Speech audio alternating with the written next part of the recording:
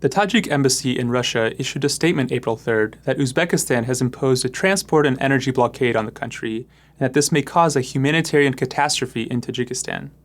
This comes as there is no shortage of economic and security-related issues between the two countries. The contentious relationship between Uzbekistan and Tajikistan is largely driven by geopolitical forces, with Russia serving as a key actor in this regard.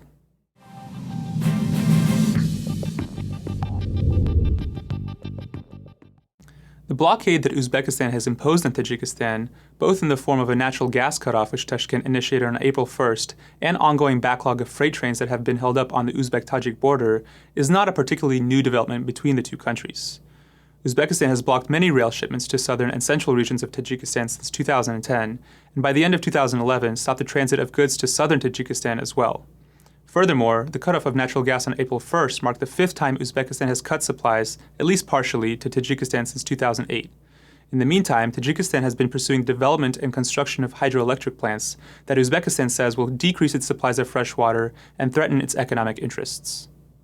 There is a deeper geopolitical reasoning behind the two countries' contentious relationship that goes far beyond the last few years. Central Asia has historically served as a threat to the Russian state, both as an invasion route from powers from the east, but also from indigenous forces from within the region. As Russia grew as an imperial power, it set its sights on Central Asia first as a buffer zone to these powers, and then as a formally incorporated territory in the Soviet era due to its strategic location and wealth of resources. Because of its ethnic and cultural differences and resistance from within the region during Russian colonization, Stalin was worried that Central Asia could serve as a potential trouble spot that would challenge and potentially rise against central rule from faraway Moscow. He therefore sought to carve up Central Asia into distinct parts with complex and overlapping borders in order to incite regional tensions and keep these territories divided and unable to challenge Russian rule. This was particularly the case in the demographic and agricultural core of Central Asia, the Fergana Valley. Stalin created borders that split up this region into three distinct republics, Uzbekistan, Tajikistan, and Kyrgyzstan, which abutted Kazakhstan as well. These borders divided the region in ways that did not correspond to the ethnic realities, and therefore created substantial minority populations in the border areas between the three republics.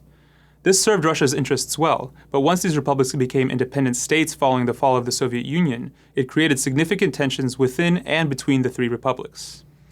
Uzbekistan, which has always been the most independently minded country in Central Asia due to its large population and wealth of energy and agricultural resources, has since independence viewed its neighbors of Tajikistan and Kyrgyzstan with much suspicion. Competition over resources like energy and water, as well as security concerns due to the significant populations of Uzbeks in both northern Tajikistan and southern Kyrgyzstan, has made this part of Central Asia a significant hotbed of instability. This instability manifests itself in many forms, including ethnic violence and Islamist militancy. As recent events have shown, another key form of instability is competition over and manipulation of resources, and tensions over this issue are not likely to go away anytime soon.